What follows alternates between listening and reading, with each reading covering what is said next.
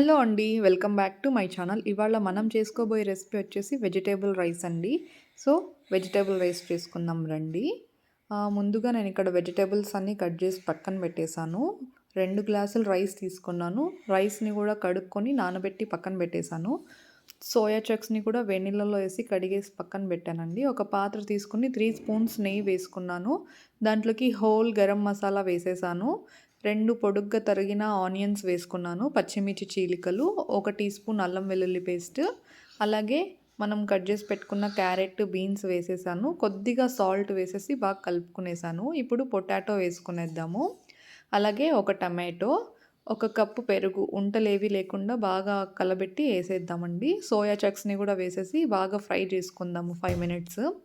Next vegetables కొంచెం ఆయిల్‌లో fry అయిన తర్వాత మనం ముందుగా నానబెట్టుకున్న రైస్‌ని వేసేద్దాము. అలాగే కొత్తిమీరని కూడా వేసుకునేద్దామండి. నెక్స్ట్ మనం ఇక్కడ 2 గ్లాసెస్ రైస్ తీసుకున్నాం కదా!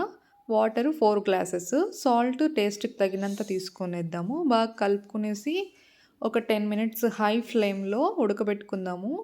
సో, వెజిటబుల్ రైస్ అయితే రెడీ అయిపోయిందండి. సో, వెజిటబుల్ రైస్‌ని ఓన్లీ రాయితాతోనే కాకుండా ఇలా పల్లీ పచ్చడితో కూడా ట్రై చేయండి. చాలా బావుంటుందండి.